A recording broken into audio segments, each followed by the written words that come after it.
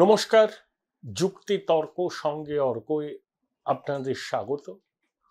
আপনাদের সঙ্গে আমি অর্কপ্রভ সরকার। ১লা মার্চ ১৯৪৪ তাঁর জন্ম। ওই তারিখেই জন্মেছিলেন অনিল বিশ্বাস। ৭ই অগাস্ট সকাল ৮টা ২০ নাগাদ তার যাত্রাপথে আনন্দ গানের সমাপ্তি। বুদ্ধদেব ভট্টাচার্য বাংলার প্রাক্তন মুখ্যমন্ত্রী। শুধু ওই একটি পরিচয়ে বুদ্ধবাবুকে সীমাবদ্ধ রাখলে চলবে না। তিনি নাট্যকার, লেখক, মার্কুভেস্কির ডায়েরি অনুবাদ করেছিলেন, অনুভূতিপ্রবণ সংবেদনশীল মানুষ, ব্যর্থ প্রশাসক, কিন্তু আদ্যন্ত বাঙালি ভদ্রলোক। বুদ্ধবাবু সম্পর্কে আমি আমার মূল্যায়ন করব রাত ৮টায়, কিন্তু বুদ্ধবাবুর সম্পর্কে আমি যে কথাগুলো বলবো সেটা শুধুমাত্র একজন সাংবাদিক হিসাবে নয়। তার কারণ বুদ্ধদেব ভট্টাচার্যের সঙ্গে আমার ব্যক্তিগত সম্পর্ক ছিল।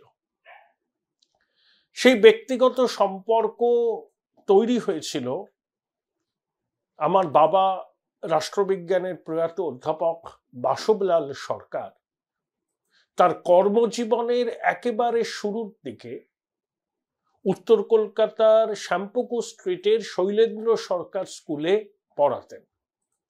সেই স্কুলের হেডমাস্টার মশাই ছিলেন জ্যোতির্বিকাশ মিত্তির। বুদ্ধবাবু বাবার ছাত্র ছিলেন।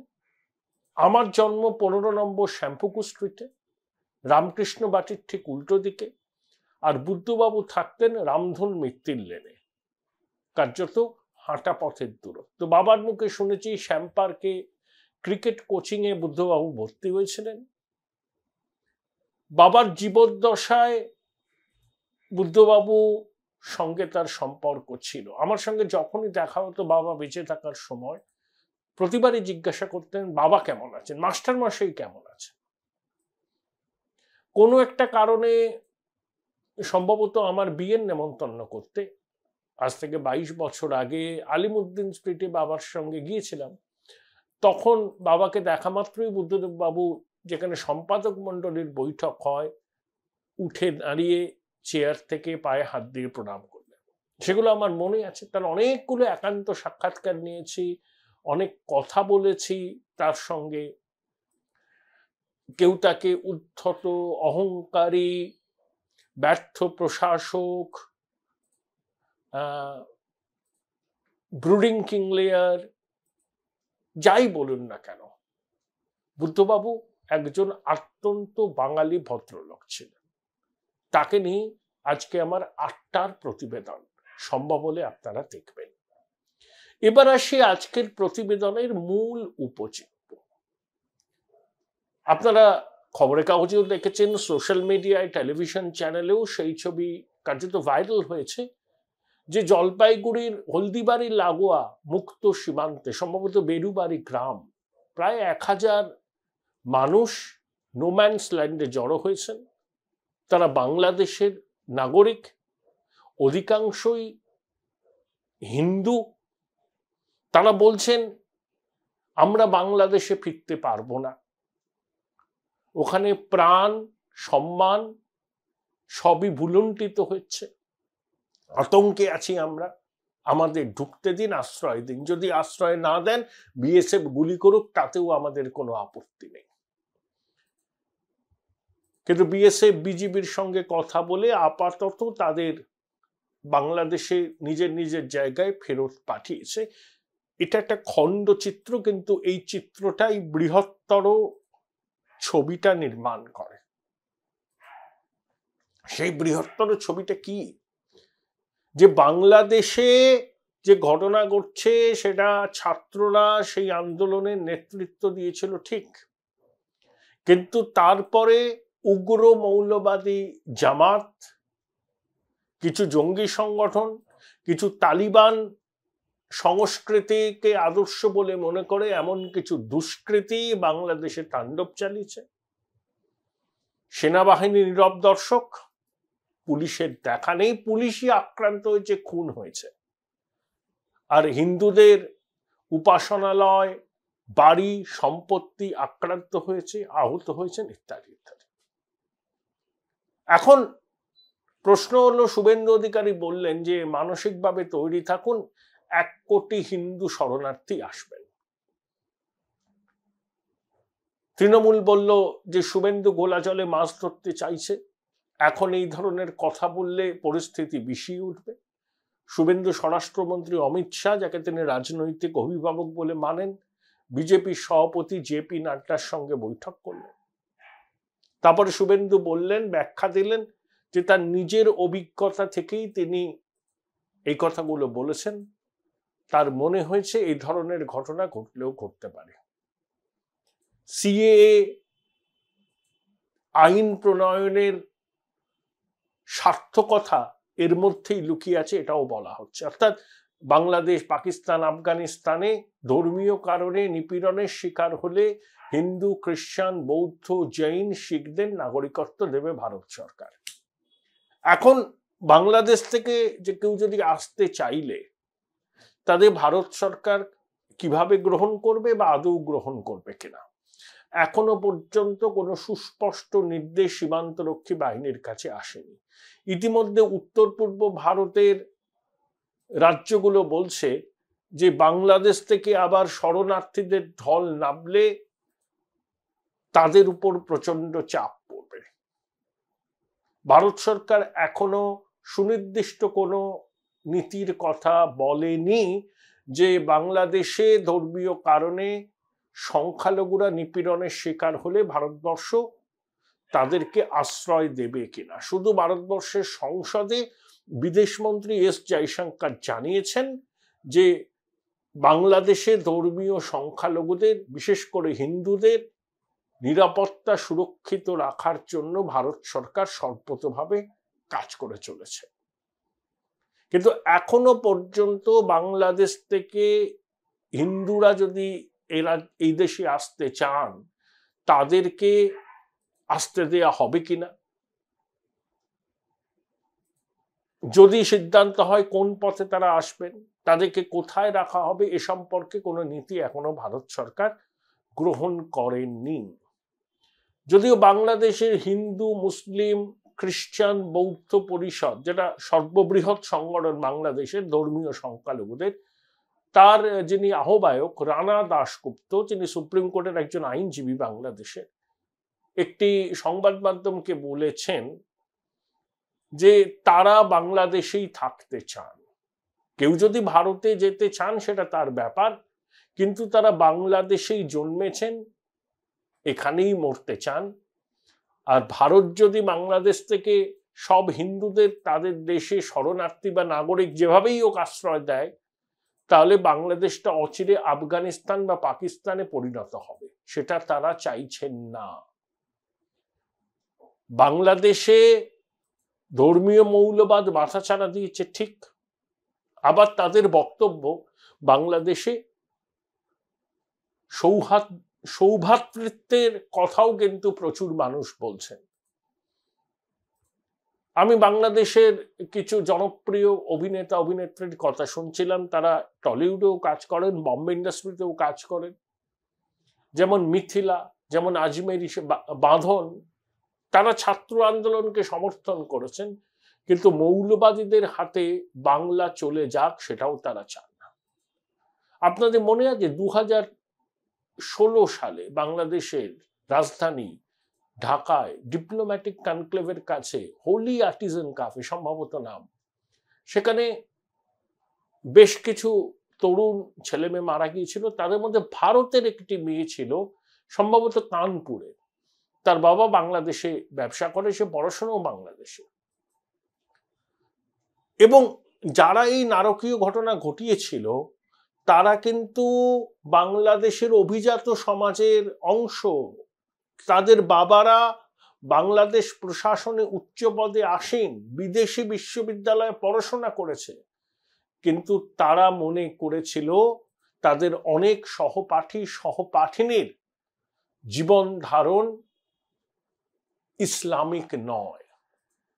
মনে আছে আপনাদের Holey Artisan cafe Hansal Mehta, যিনি একজন চিত্র পরিচালক, তিনি ওটা নিয়ে একটা ছবি বানাতে চেয়েছিলেন।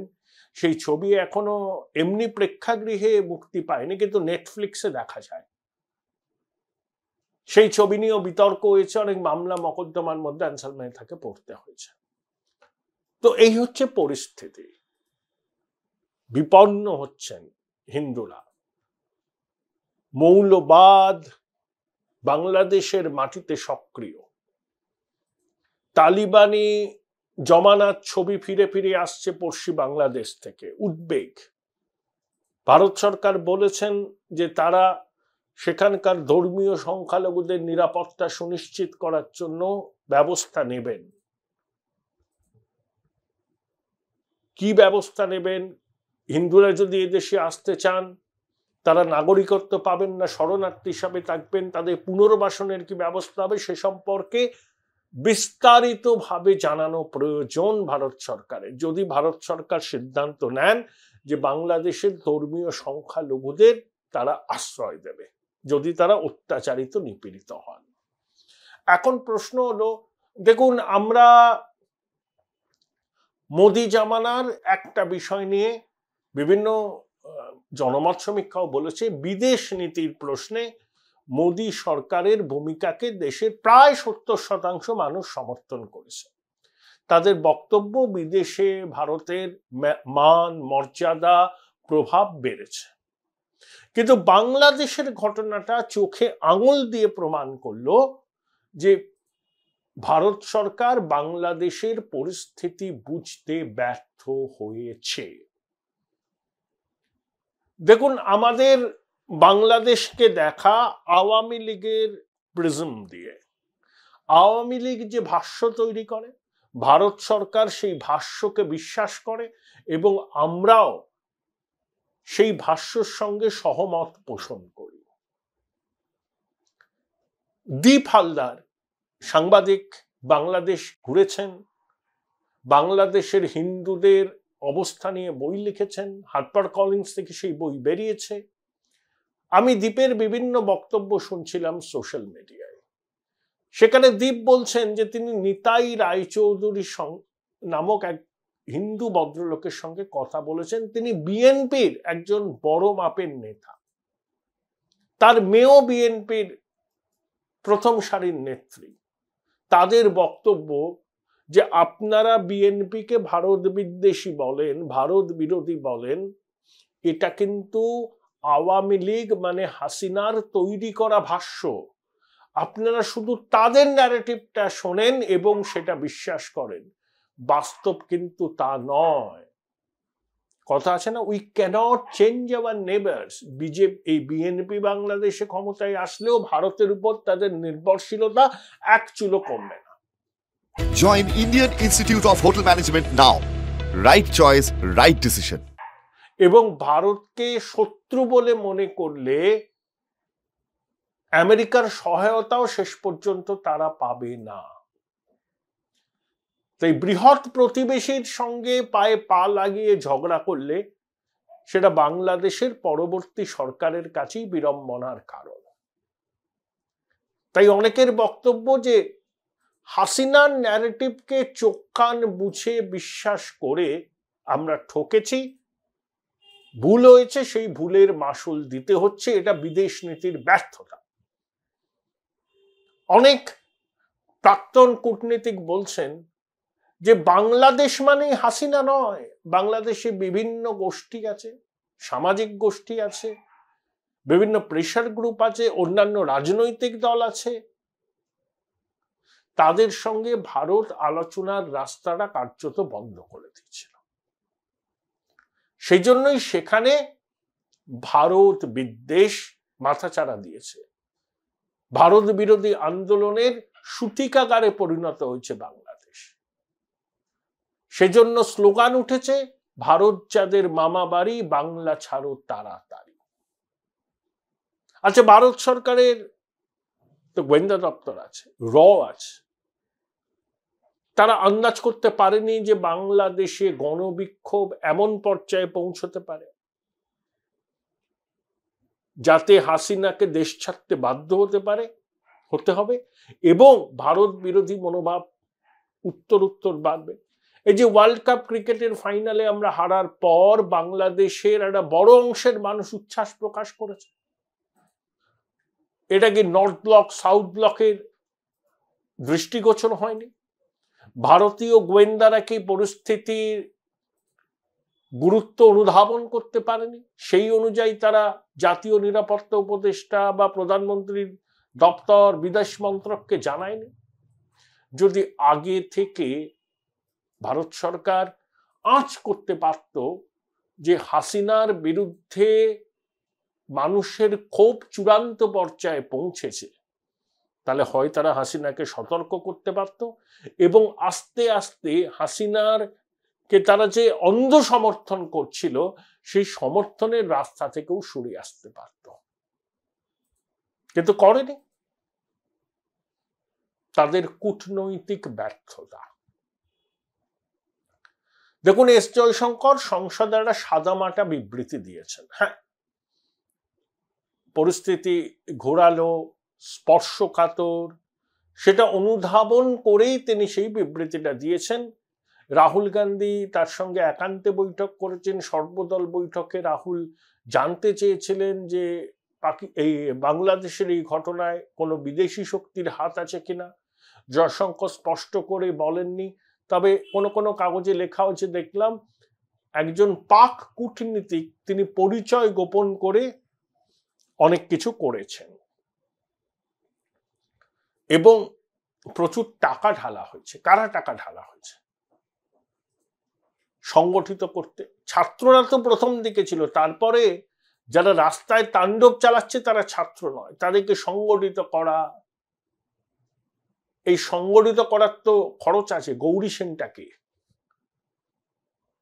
আমেরিকা হাসিনাকে পছন্দ করত না, তার কারণ বাংলাদেশের মাটিতে আমেরিকা সামরিক ঘাঁটি বানাতে চেয়েছিল, হাসিনা রাজি হয়নি। সেন্ট মার্টিনস দ্বীপে যৌথ মহড়ার কথা বলা হয়েছিল, কিন্তু বাংলাদেশের মাটিতে পাকাপাকিভাবে মার্কিন সেনা থাক সেটা হাসিনা চাননি। এই যে মোহাম্মদ ইউনূস, যিনি অন্তর্বর্তী সরকারের প্রধান হচ্ছেন, তার বিরুদ্ধে হাসিনা সরকার লেবার ল ভায়োলেশন সহ একগুচ্ছ অভিযোগ আনে। হাসিনা বলেছিলেন ইউনূসকে পদ্মায় চোবানো উচিত, সুদখোর বলে অভিহিত করেছিলেন। একের পর এক মামলা করেছিলেন ইউনূসের বিরুদ্ধে। তখন হিলারি ক্লিন্টন নাকি হাসিনাকে ফোন করে কার্যত ধমক দিয়েছিলেন যে ইউনূসের বিরুদ্ধে এই ধরনের ব্যবস্থা নেওয়া হচ্ছে কেন? কারণ ইউনূস হচ্ছে পশ্চিম দুনিয়ার ডার্লিং, বাংলাদেশের একজন কি বলবো, যাকে সারা বিশ্বের মানুষ চেনেন, তার নাম শুনেছেন। কিন্তু ইউনূসও অটোক্র্যাটিক, সহমতের ভিত্তিতে তিনি চলতে পারবেন বলে তার সহযোগীরাও বলেন না। তিনি একবার পলিটিক্যাল জার্নি শুরু করেছিলেন, কিন্তু সেই জার্নি তিনি কন্টিনিউ করতে পারেননি, মাঝপথে তার যাত্রা ভঙ্গ হয়েছিল। ইতিমধ্যেই বুধবার আমরা দেখলাম বিএনপি বাংলাদেশে সমাবেশ করেছে, সেখানে তারেক জিয়া বলছেন অন্তর্বর্তী সরকার করতে হবে, এই ভোট করতে হবে 3 মাসের মধ্যে। জামাত তারা ইউনূসকে তাদের সংজ্ঞায় যে আদর্শ আচরণবিধি আছে ইউনূস তার মধ্যে পড়েন না। তাই একদিকে ক্লার্জি, একদিকে আর্মি, একদিকে শ্রিউড পলিটিশিয়ান, এদেরকে নিয়ে ইউনূস কিভাবে চালাবেন দেখতে হবে। আশা করতেই পারি আমরা, কারণ বিশ্বে মানচিত্রে বাংলাদেশের একজন দূত হচ্ছেন মোহাম্মদ ইউনূস। তিনি একটা সাক্ষাৎকারে বলেছেন যে ভারত কেন এই ঘটনাকে বাংলাদেশের অভ্যন্তরীণ বিষয় বলে দায় এড়ালো। ভারতের তো ইন্টারভেন করা উচিত ছিল। এখন আমরা প্রতিবেশী রাষ্ট্রের যা চলছে তাতে আমরা ইন্টারভেন করব কি করে? কিন্তু ইউনূসের বক্তব্য চুপচাপ বসে থাকার সময় ছিল না। সেটা ভারতীয় বিদেশ নীতির ব্যর্থতা বাংলাদেশে প্রমাণিত হয়েছে, গোয়েন্দা দপ্তরের ব্যর্থতা। আমি শুধুমাত্র হাসিনার ন্যারেটিভকে বিশ্বাস করে আজকে এই অবস্থায় এসে দাঁড়িয়েছে। ঢাকায় ভারতীয় দূতাবাসের অনেক কর্মী তাদের পরিবার নিয়ে বাণিজ্যিক বিমানে চলে এসছেন। যদিও মূল দূতাবাস উপদূতাবাসগুলো খোলা আছে, কিন্তু স্কেলিটন স্টাফ নিয়ে। কেন হবে এটা? এত গুরুত্বপূর্ণ প্রতিবেশী। ভারতের বিরুদ্ধে বিক্ষোভ দানা বাঁধছে, ভারত বিরোধী প্রচার হচ্ছে, ভারতীয় পণ্য বয়কটের কথা বলা হচ্ছে, এগুলো সংবাদ মাধ্যমে প্রচারিত হয়েছে। নর্থ ব্লক সাউথ ব্লক জানে না তা নয়, তা সত্ত্বেও তারা বিষয়টাকে কেন গুরুত্ব দেয়নি? কেন তারা হাসিনার উপর একেবারে চোখ বুজে ভরসা করেছিল? আমার মনে হয় আমেরিকার সহায়তায় ভারতকে বাংলাদেশের নতুন সরকারের সঙ্গে সম্পর্কের মেরামতি করতে হবে, উন্নতি করতে হবে।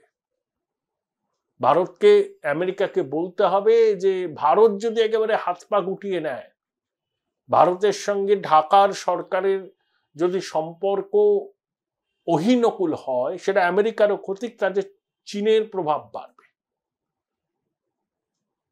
তাই আমেরিকাকে পাশে নিয়ে বাংলাদেশের নতুন সরকারের সঙ্গে সম্পর্ক তৈরি করতে হবে। একদিনে হবে না, ট্রাস্ট ডেফিসিট আছে, কিন্তু ধীরে ধীরে করতে হবে। হাসিনাকে ভারত আশ্রয় দিয়েছে, এ নিয়ে আমার কোনো ব্যক্তিগতভাবে আপত্তি নেই। হাসিনা মিত্র ভারতের, তার দিল্লি ফার্স্ট কূটনীতি ছিল, তাই ভারত তাকে আশ্রয় দিয়েছে। এখন অনেকে বলছেন যে হাসিনাকে গ্রেপ্তার করে বাংলাদেশের হাতে তুলে দেওয়া হোক, যাতে বাংলাদেশের আইনে তার বিচার হয়।